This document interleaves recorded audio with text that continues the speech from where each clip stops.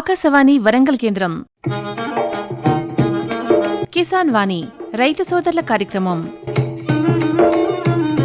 ఈ కార్యక్రమాన్ని మీకు సమర్పిస్తున్నవారు కేంద్ర వ్యవసాయ మరియు రైతు సంక్షేమ మంత్రిత్వ శాఖ, భారత ప్రభుత్వం.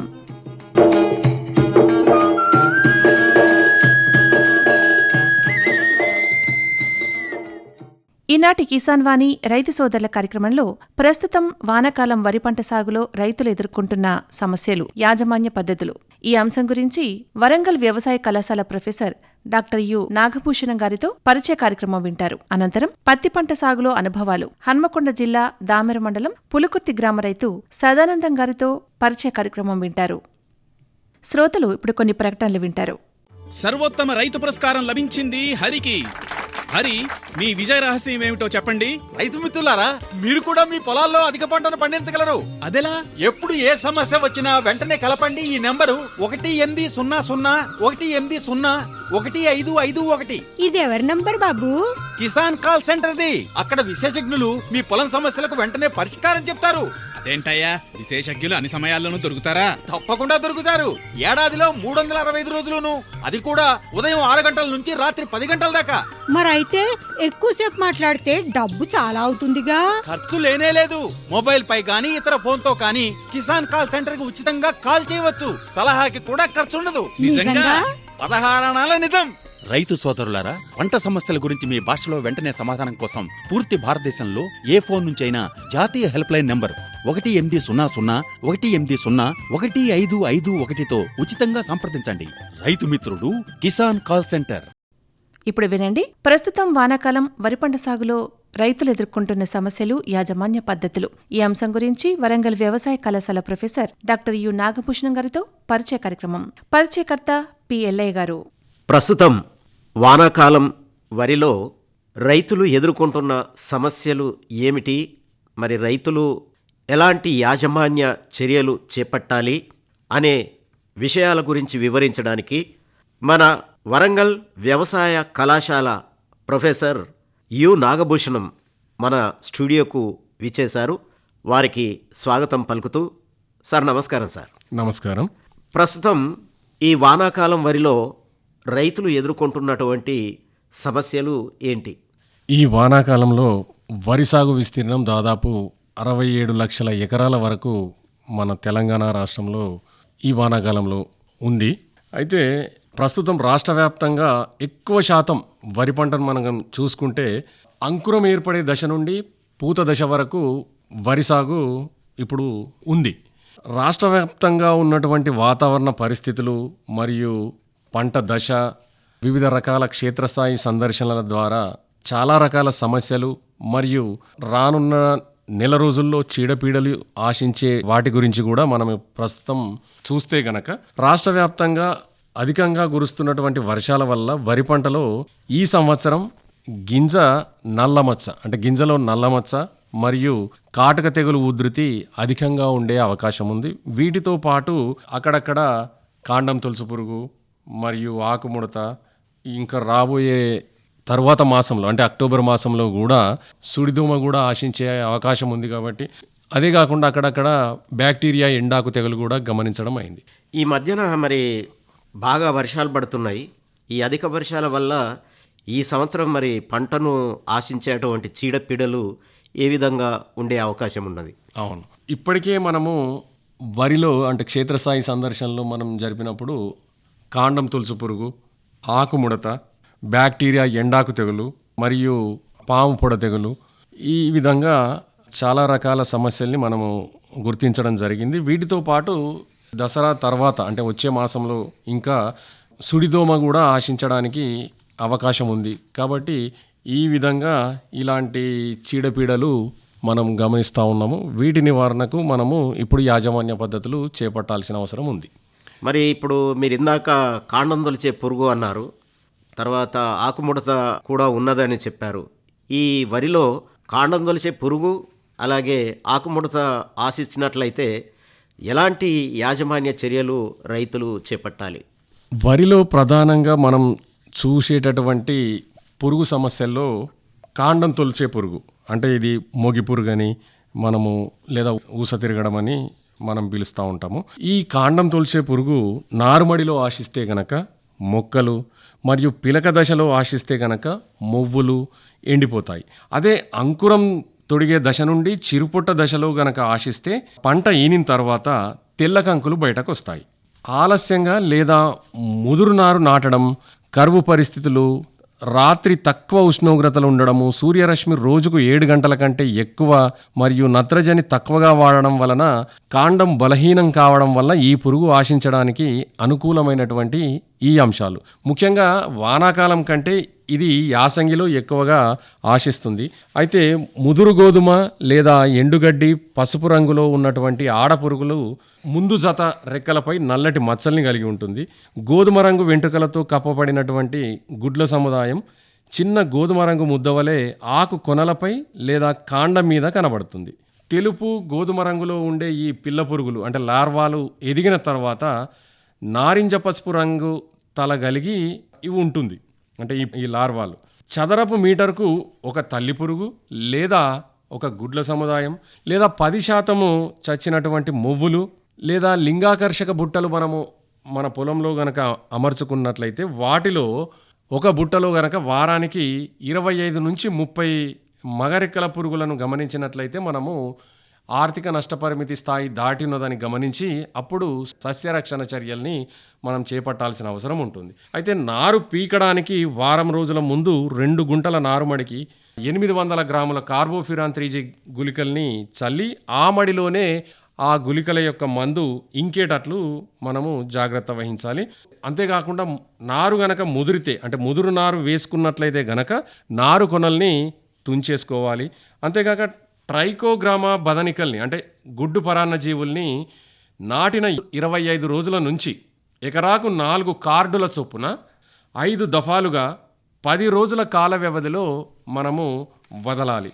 అంతేగాక పిలక లేదా దుబ్బు చేసే దశలో గనక మనము కార్బోఫ్యూరాన్ 3G గుళికల్ని ఎకరానికి 10 కిలోల చొప్పున కూడా మనము వాడాల్సిన అవసరం ఉంటుంది. అంతేకాకుండా ఎసిఫేట్ 75 SP అయితే గనక లీటర్ నీటికి 1.5 గ్రాముల చొప్పున లేదా కార్టాఫ్ హైడ్రోక్లోరైడ్ 50 SP అయితే గనక లీటర్ నీటికి 2 గ్రాముల చొప్పున కలిపి పిచికారీ చేయాలి.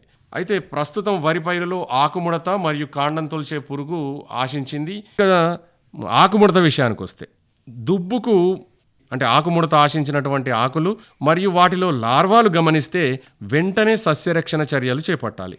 మనం ప్రస్తుతం ఇంతకుముందు చెప్పుకున్న కాండం తొలుచు పురుగు మరియు ఆకుముడత పురుగులు రెండింటికి అంటే సస్యరక్షణ చర్యలు చేపడతాయి గనక ఆ రెండింటి నివారణకు గాను చిరుపొట్ట దశలో కార్టాఫ్ హైడ్రోక్లోరైడ్ 50% SP ఎకరానికి 400 గ్రాముల చొప్పున, అదే క్లోరాంత్రనిలిప్రోల్ అయితే గనక 60 మిల్లీలీటర్ల చొప్పున, ఇదే కాకుండా ఐసోసైక్లోసీరం ఎకరానికి 120 మిల్లీలీటర్ల చొప్పున 200 లీటర్ల నీళ్ళల్లో కలుపుకొని మనం పిచికారీ చేసుకుంటే గనక ఈ 2 పురుగుల యొక్క ఉధృతి తగ్గుతుంది మరియు నష్టపరిమితి కూడా నివారించబడుతుంది.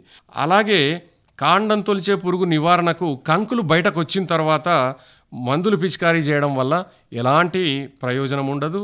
అంతేకాకుండా సింథటిక్ పైరిథ్రాయిడ్స్ మరియు సిఫారసు చేయబడనటువంటి బయోమందులు పిచికారీ చేయడం వలన దోమ ఉధృతి కూడా అధికమయ్యే అవకాశం ఉంది. మరి ప్రస్తుతం వరి పంటలో ఈ పూత దశలో ఇప్పుడు వర్షాలు అధికంగా ఉంటే ఎలాంటి తెగుళ్ళు ఆశించే అవకాశం ఉంటుంది? ఎలాంటి సమగ్ర సస్యరక్షణ చర్యలు చేపట్టాలి? ఇప్పుడు ముఖ్యంగా వరి పంట పూత దశలో గనక అధికంగా వర్షాలు కురిసినట్లయితే గింజ పాలు పోసుకునే దశలో గింజ నల్లమచ్చ తెగులు మరియు గింజ గట్టిపడే దశలో కాటుక మరియు మెడవిరుపు తెగుళ్ళు ఆశించే అవకాశం ఉంటుంది. కాబట్టి ఈనిక దశలో ఉన్నటువంటి వరి పైర్లలో వర్షాలు అధికంగా పడుతున్నట్లయితే గనక టిబుకొనజోల్ మరియు ట్రైఫ్లాక్సిస్ట్రోబిన్ అనే మందుల మిశ్రమాన్ని 80 గ్రాముల చొప్పున లేదా ప్రోపికొనజోల్ అనే మందును 200 మిల్లీలీటర్ల చొప్పున ఎకరానికి 200 లీటర్ల నీళ్ళల్లో కలుపుకొని పిచికారీ చేయాలి. ఒకవేళ మెడవిరుపు తెగులు లక్షణాలు గింజ పాలు పోసుకునే దశలో తొలి దశలో గనక గుర్తిస్తే ఆర్థిక నష్టపరిమితి స్థాయిని బట్టి తెగుళ్ల మందులను పిచికారీ చేయాలి. ముఖ్యంగా ఐసోప్రోథియోలేన్ అనే మందును 320 మిల్లీలీటర్ల చొప్పున, లేదా అజాక్సిస్ట్రోబిన్ మరియు ట్రైసైక్లజోల్ అనే ఈ 2 మందుల మిశ్రమాన్ని 200 మిల్లీలీటర్ల చొప్పున, లేదా అజాక్సిస్ట్రోబిన్ మరియు డైఫెన్కొనజోల్ ఈ 2 మందుల మిశ్రమాన్ని 200 మిల్లీలీటర్ల చొప్పున ఎకరానికి పిచికారీ చేసుకోవాలి. ఓకే, మరి బ్యాక్టీరియా ఎండాకు తెగులు యాజమాన్యాన్ని ఎట్లా చేపట్టాలి?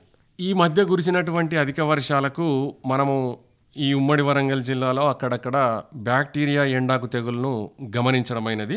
అయితే ఈ బ్యాక్టీరియా ఎండాకు తెగులు యొక్క గుర్తింపు లక్షణాల్లో మనం చూసుకుంటే, నారుమడి దశలో ఆకు చివరల నుండి కింది వరకు తడిసినట్టుగా ఉండి పసుపు రంగుకు మారి ఆకులు ఎండిపోయి మొక్కలు చనిపోతాయి.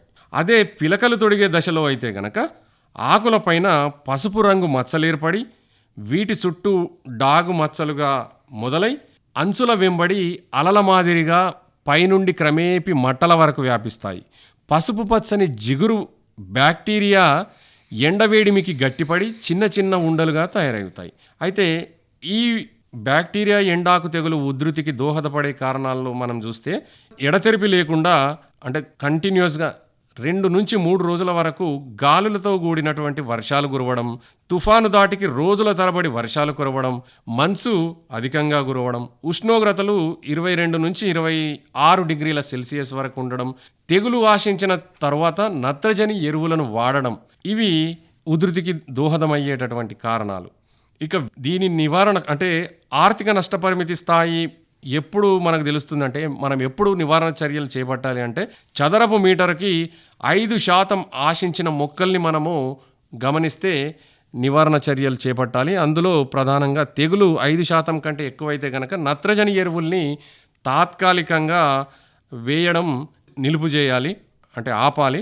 తెగులు ఆశించిన పొలంలోని నీటిని 1-2 సార్లు పూర్తిగా బయటికి మురుగునీటి కాలువల ద్వారా పంపాలి.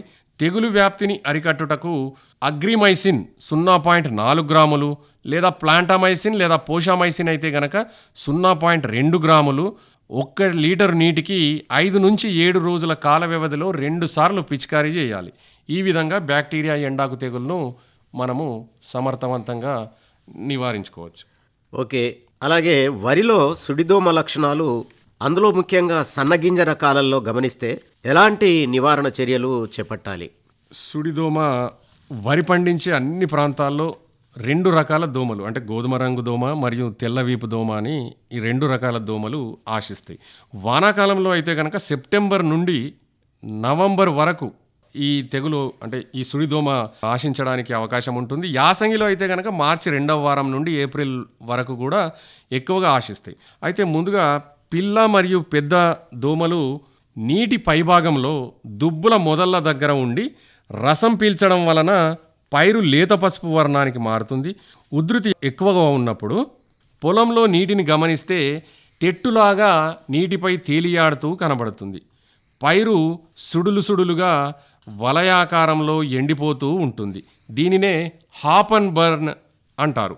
ఒకవేళ ఉధృతి ఎక్కువైతే పొలం ఎండిపోవడం మరియు తాలుగింజలు ఏర్పడడం, అంతేకాకుండా నూర్పినప్పుడు అంటే మనం పంట కోత తర్వాత నూర్చినప్పుడు నూక కూడా ఎక్కువగా అవడం జరుగుతుంది. ఈ సుడిదోమ వల్ల గ్రాసీ స్టంట్ అనే వైరస్ తెగులు కూడా వ్యాప్తి చెందుతుంది. దోమలను తట్టుకోనటువంటి రకాలను మనం సాగు చేస్తూ ఉన్నప్పుడు మరియు పొలంలో నీరు ఎక్కువగా నిల్వ ఉన్నప్పుడు, ఆగస్టు మాసంలో దాదాపు 300 నుంచి 400 మిల్లీమీటర్ల మధ్య వర్షపాతం కురిసినప్పుడు, పగటి ఉష్ణోగ్రతలు 25 నుంచి 30 డిగ్రీల సెల్సియస్ మరియు రాత్రి ఉష్ణోగ్రతలు 21 నుంచి 20 డిగ్రీల సెల్సియస్ మధ్య ఉన్నప్పుడు, నత్రజనిని అధిక మోతాదులో వాడినప్పుడు, కాలి బాటలు తీయనటువంటి పొలాల్లో పైరు తొలి దశలో ఆకులను ఆశించే పురుగు మందుల నివారణకు గాను అంటే పురుగులకు నివారణకు గాను వాడేటటువంటి క్లోరోపైరిపాస్, ప్రోఫెనోఫాస్ లేదా లాంబ్డా సైహలాథ్రిన్ మరియు బీటా సైఫిత్రిన్ వంటి సింథటిక్ పైరెథ్రాయిడ్ మందులను వాడినప్పుడు ఈ పురుగు ఉధృతి ఎక్కువగా ఉంటుంది. అయితే వరిలో సుడిదోమ లక్షణాలు ముఖ్యంగా సన్నగింజ రకాల్లో మనం ఎక్కువగా గమనిస్తాము. అక్టోబర్ మాసంలో ఆశించే అవకాశం ఉంది, అంటే వచ్చే నెలలో ఈ సుడిదోమ రావడానికి అవకాశం ఉంటుంది. కాబట్టి కొంచెం జాగ్రత్త వహించాలి. పొలాన్ని అడపాదడపా ఆరబెట్టాలి. మరియు ఇంతకుముందు మనం చెప్పినటువంటి సింథటిక్ పైరిథ్రాయిడ్స్ మరియు అంటే దోమ పెరగడానికి కాండం తొలిచే పురుగు నివారణకు వాడేటటువంటి సింథటిక్ పైరిథ్రాయిడ్స్ను మనం వాడితే కనుక దోమ ఉధృతి ఎక్కువగా అవుతుంది. ఇక పిల్ల మరియు పెద్ద పురుగులు కలిపి దుబ్బుకు 20 నుంచి 25 దోమలు ఉన్నటువంటి దశలో డైనోటెఫ్యురాన్ అనే మందును 80 గ్రాముల చొప్పున, లేదా పైమైట్రోజైన్ అనే మందును 120 గ్రాములు, లేదా ట్రైఫ్లూమిజోపైరిమ్ 98 మిల్లీలీటర్లు. ఇవే కాకుండా ఎథిప్రోల్ మరియు ఇమిడాక్లోప్రిడ్ అనే మందుల మిశ్రమాన్ని 50 గ్రాముల చొప్పున 200 లీటర్ల నీళ్ళల్లో కలుపుకొని మనం 1 ఎకరానికి మొక్కల మొదళ్ళు బాగా తడిచే విధంగా మనం పిచికారీ చేసుకుంటే కనుక ఈ సుడిదోమ అనేది సమర్థవంతంగా నివారించబడుతుంది. ఓకే, చాలా సంతోషం. ప్రస్తుతం వానాకాలం వరిలో రైతులు ఎదుర్కొంటున్నటువంటి సమస్యలు అలాగే యాజమాన్య చర్యల గురించి చక్కగా వివరించారు. ఈ కార్యక్రమంలో పాల్గొని విలువైనటువంటి సమాచారాన్ని అందించినందుకు మీకు ఆకాశవాణి తరపున అలాగే కిసాన్ వాణి తరపున కృతజ్ఞతలు తెలియజేస్తున్నాం. ప్రొఫెసర్ యు నాగభూషణం గారు, నమస్కారం సార్. Thank you. ఇంతవరకు శ్రోతలు ప్రస్తుతం వానాకాలం వరి పంట సాగులో రైతులు ఎదుర్కొంటున్న సమస్యలు, యాజమాన్య పద్ధతులు ఈ అంశం గురించి వరంగల్ వ్యవసాయ కళాశాల ప్రొఫెసర్ డాక్టర్ యు నాగభూషణం గారితో పరిచయ కార్యక్రమం విన్నారు. పరిచయకర్త పి ఎల్లయ్య గారు. శ్రోతలు ఇప్పుడు కొన్ని ప్రకటనలు వింటారు.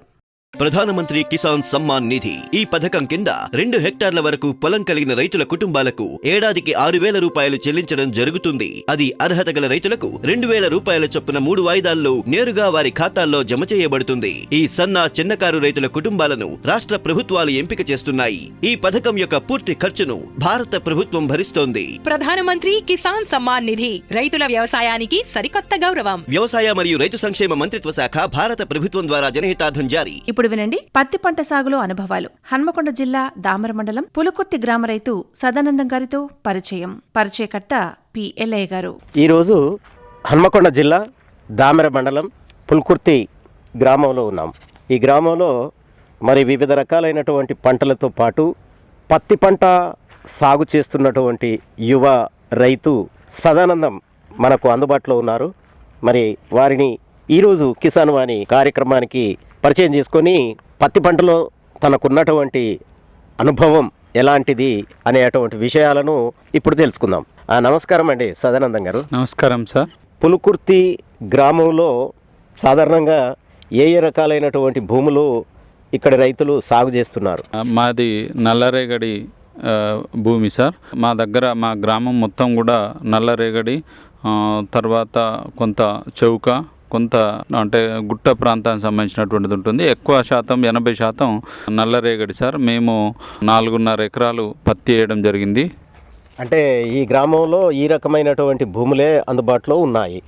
అయితే ఈ భూములలో ఏ రకాలైనటువంటి పంటలను ఈ ఖరీఫ్ సీజన్లో మీ దగ్గర రైతులు పంటలను పండిస్తున్నారు? మేము దాదాపు 70% పత్తి పంటనే ప్రతి సంవత్సరం వేస్తాం సార్. ఈ సంవత్సరం కూడా పత్తి విత్తనాలు విత్తడం జరిగింది. జూన్ చివరి మాసంలో పత్తి వేశాం సార్. ఇప్పుడు మంచిగా అంటే అధిక వర్షపాతం ఉన్నప్పటికి కూడా డబుల్ బీటీ రకం మేము వాడాము విత్తనాలు. సో ఇప్పుడు మంచిగా దాదాపు ఒక్కొక్క చెట్టుకు 80 నుంచి 100 కాయల వరకు మంచి పూత దశలో ఉంది సార్. కాయలు కూడా ఒక 70+ ప్రస్తుతం కాసి ఉన్నాయి సార్. అంటే ఇక్కడ సాధారణంగా ఎక్కువగా పండించేటువంటి పంట ఎక్కువ శాతం పత్తినేనా? మా చిన్నతనంలో మొక్కజొన్న, వరి పండించే వాళ్ళం, సజ్జలు పండించే వాళ్ళం. కానీ ఇప్పుడంతా కూడా పెట్టుబడి ఎక్కువ అవుతుంది కాబట్టి పత్తికైతే పెట్టుబడి తక్కువ ఉంటుంది, లేబర్ కూడా చాలా కష్టమవుతుంది దొరకడం. పత్తిని ఇంతకుముందు అచ్చు దోలే వాళ్ళం, కానీ ఇప్పుడు సాలు పత్తి పెడుతున్నాం. సాలు పత్తి పెట్టడం వల్ల దిగుబడి కూడా ఎక్కువ అవుతుంది. కలుపు మొక్కల యొక్క శాతం, ఎందుకంటే ఒక 45 రోజుల తర్వాత గడ్డి పెరగడం అనేటువంటిది ఆగిపోతుంది. కాబట్టి పెట్టుబడి తగ్గించుకొని సాలు పత్తి పెట్టడం వల్ల శ్రమ తగ్గుతుంది, దిగుబడి కూడా ఎక్కువ పెరుగుతుంది సార్. అంటే మీరు ఎప్పుడు నాటారు ఈ పత్తిని? జూన్ 24వ తారీఖున మేము పత్తి విత్తనాలు వేయడం జరిగింది సార్. వేసిన తర్వాత కొంత వాతావరణం అనానుకూలించకపోవడం వల్ల, అంటే అప్పుడు సడన్గా వర్షం పడడం వల్ల మేము విత్తనాలు నాటాము. కొంత ఒక 50% మాత్రమే విత్తనాలు మొలకెత్తినాయి. తర్వాత మళ్ళీ వర్షం కొంత గ్యాప్ రావడం వల్ల మేము మళ్ళీ పోగుంటలు అంటే నాటిన విత్తనాలు మొలవకపోతే మళ్ళీ పెట్టే వాటిని పోగుంటలు అంటారు సార్. మళ్ళీ విత్తనాలు తీసుకొచ్చి పెట్టినాం. దేవుని దయ వల్ల మళ్ళీ వర్షం కంటిన్యూగా అప్పుడప్పుడు పడడం. మాది నల్లరేగడి, తర్వాత తొందరగా నీళ్లు కిందికి పోవడానికి ఎక్కువ అవకాశాలు ఉండడం వల్ల మాది మొత్తం కూడా మా గ్రామంలో పత్తిని ఒక ప్రొఫెషనల్గా పండిస్తాం సార్. దిగుబడిలో కూడా మేము పోటీ పడడం అనేటువంటిది జరుగుతుంది. కాస్త పత్తి ఫ్లవరింగ్కి వచ్చినప్పుడు రోజు చూస్తే కనుక, రోజు పరిశీలిస్తే పత్తి పంటలో నష్టం వచ్చేటువంటి ఒక అవకాశాలు తక్కువ సార్.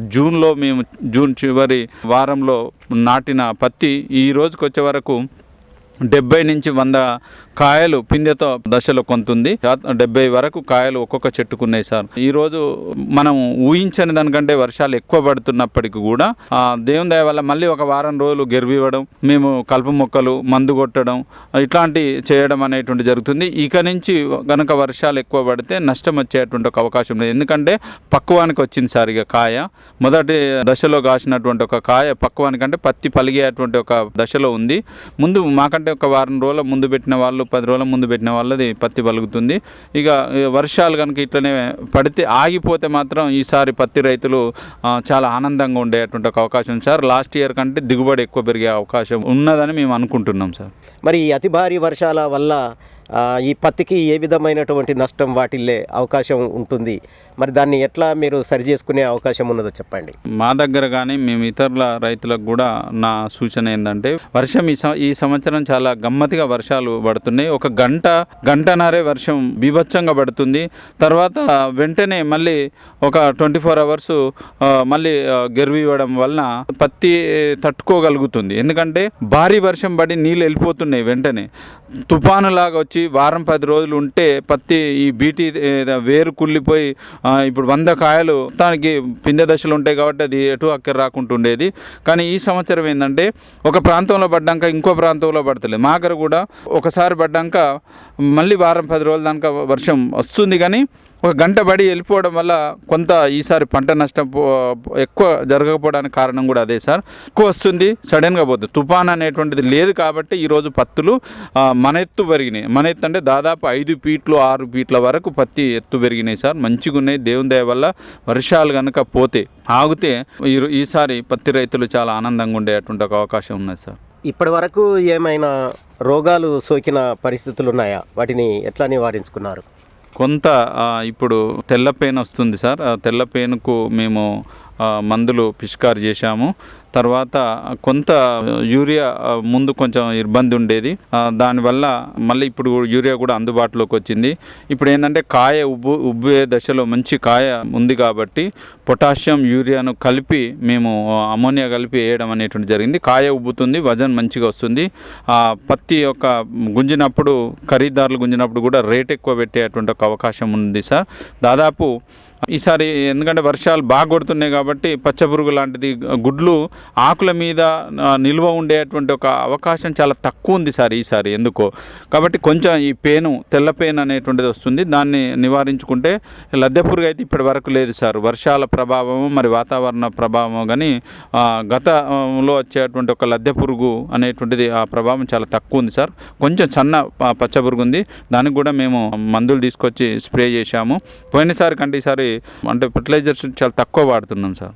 మీకు ఎన్ని సంవత్సరాల నుంచి పత్తి పండించడంలో అనుభవం ఉంది?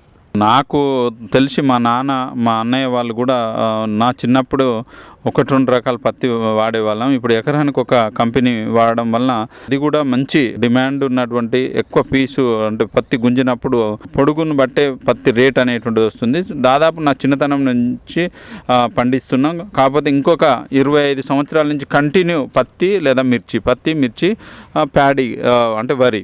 కానీ మేము ఎక్కువ పత్తిని మాత్రం ప్రొఫెషనల్గా పండియడం అనేటువంటిది జరుగుతుంది సార్. ఇన్ని సంవత్సరాల మీ అనుభవంలో అంటే గత సంవత్సరంతో పోలిస్తే ఈ సంవత్సరం పంటలు మెరుగ్గా కనిపిస్తున్నాయా లేక ఏమైనా లోటుగా అనిపిస్తున్నాయా? అయితే ఇప్పటి వరకు గత సంవత్సరం లాగానే ఉంది, ఇంకా మెరుగ్గా ఉన్నాయి, పెరిగే దశలో ఉంది కాబట్టి ఫ్లవరింగ్ బాగా వచ్చింది. ఫ్లవరింగ్ గనక అంటే రైతులు గమనించాలి. చేన్లో రాగట్లో నల్లరేగడి వాళ్ళు అంటే చౌక అయితే వెంటనే ఆరుతుంది, కానీ నల్లరేగడి సౌడు నేల ఆరడం కొంచెం టైం పడుతుంది. కాబట్టి నీళ్లు నిల్వకుండా రాగట్లో గనక చేన్లో గనక తగు జాగ్రత్తలు రైతు తీసుకుంటే, అంటే ఒడ్ల చుట్టూ నల్లటి కొంత పచ్చ గడ్డి లేకుండా గనక ఉంచితే దిగుబడి పెరిగేటువంటి ఒక అవకాశం ఉన్నది సార్. ఎందుకంటే ఇప్పుడే ఒక రకంగా చెప్పాలంటే ఇప్పుడు నవమాసాలు మోచి డెలివరీకి వచ్చినట్టుగా పత్తి ఇక చేతికి వచ్చేటువంటి ఒక దశలో ఉంది సార్. భగవంతుడు కరుణిస్తే పత్తి రైతులు అందరం మేము కూడా గత సంవత్సరం కంటే ఇంకా 1 క్వింటా 2 క్వింటాలు ఒక ఎకరానికి వచ్చే ఎక్కువ దిగుబడి వచ్చేటువంటి ఒక అవకాశం ఉంది ఇప్పుడున్నటువంటి ఒక పరిస్థితిని బట్టి. మరి ఇప్పుడు ఉన్నటువంటి రైతులకు మీరు ఏ రకమైనటువంటి మీ అనుభవాన్ని తెలియజేద్దాం అనుకుంటున్నారు? పత్తి అంటే పచ్చపురుగు సోకకుండా పేనుబంక నుంచి కొన్ని నివారణ సంబంధించిన పిచికారీ వేయడం, తర్వాత చెట్టు కింద పడకుండా చూడాలి. ఎందుకంటే తరచుగా వర్షాలు పడడం వల్ల కాయ బాగా వచ్చి బీటీ కాబట్టి తొందరగా కొమ్మలు వంగిపోయి నేల మీద తాకేటువంటి ఒక అవకాశం ఉంటుంది. ఒకవేళ నేల మీద తాకినప్పుడు సూర్యరశ్మి పడకుండా అక్కడనే నల్లబడి పత్తి కాయ పలగనప్పుడు పత్తి రాదు కాబట్టి చాలా నష్టం వచ్చేటువంటి ఒక అవకాశం ఉన్నది.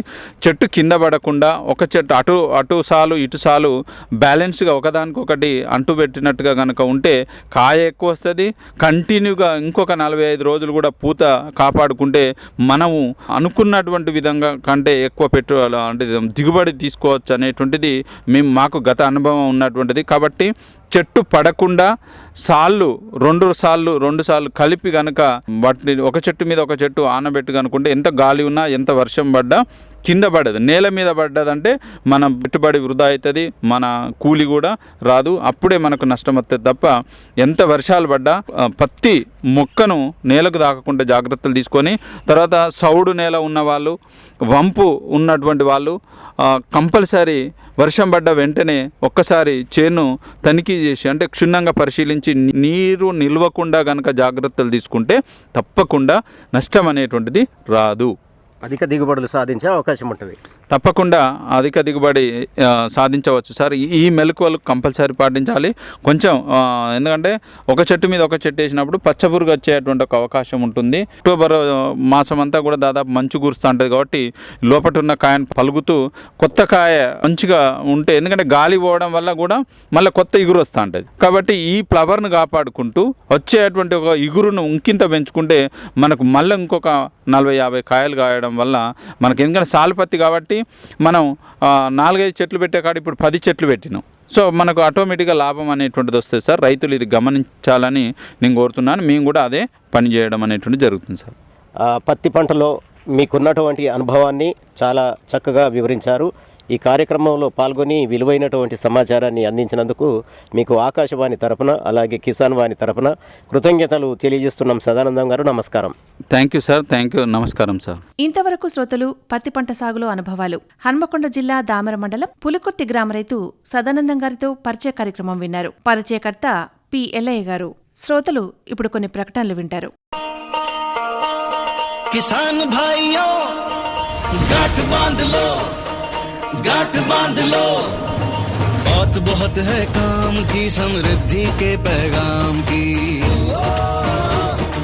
मिट्टी के मिजाज को समझो, मिट्टी के हर राज को समझो, मिट्टी की तुम जांच कराओ, मुफ्त सॉइल हेल्थ कार्ड ले जाओ।